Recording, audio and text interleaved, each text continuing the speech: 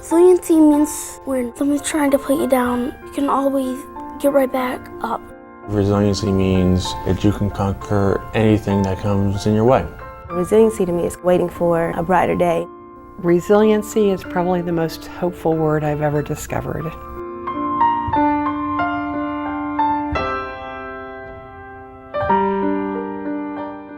I know it ain't been easy raising one boy, and this one boy feel like 1,000 boys.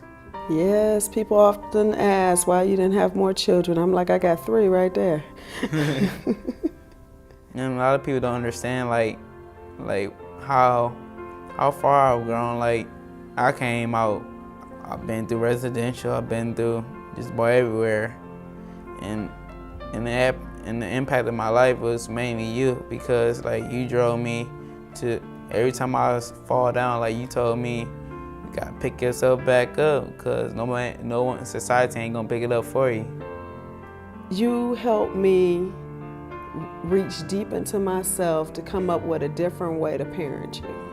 I couldn't go with how I was parented. So I had to change the whole rule book. No, that's right. And go with something completely different, just for you, because the old school rules didn't work with you. In my world, the parents said it, the child did it. There was no conversation. So I had to learn that I had to explain things to you, explain why I wanted you to do something. Right. And then I had to learn to overlook some stuff. When you do some stuff, I just had to let it go.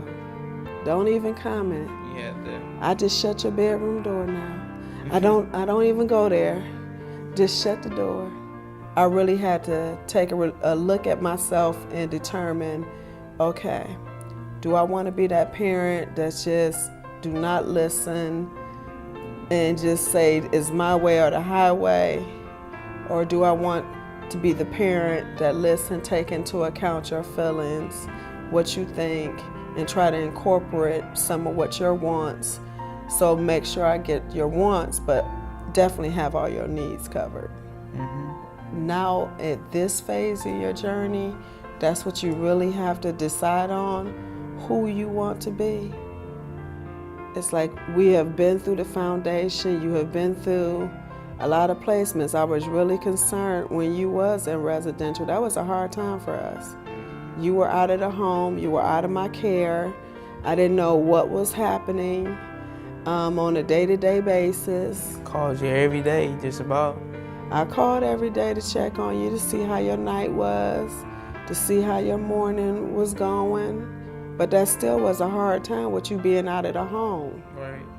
And then coming back to the home, coming back to a whole new set of rules, and which you don't appreciate, but you will in a little bit, and wondering why I'm like, no, you can't hang out on the streets with your friends, because you will get targeted by the police. So don't put yourself in that situation.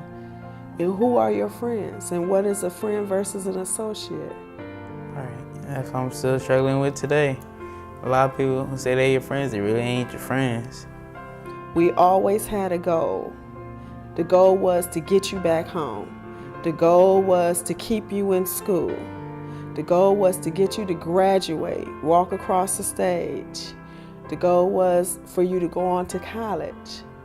Once I get older and get my PhD and stuff, But get remember, back to you. what I always said, as long as you're working towards a goal and you're showing the effort, I will be there right beside you. I know. But you got to show the effort. We're on a different level now. Yeah. When you talk about college, I need a 3.0 coming home. Try 3.4. I'll push for that. And I thank you for not giving up on me, because I'm not, like you said, a lot of parents do give up when they feel like it's getting too hard, it's too tough. But I'm glad you stuck with me or whatever, because no matter how hard it got, you was always there for me. And I love that about you. And like, you've been there for like a long time. Like, nobody else can replace you. And like my mother and the only person I care about and my first love. Love you, Mommy. Well, Tyler, I love you too.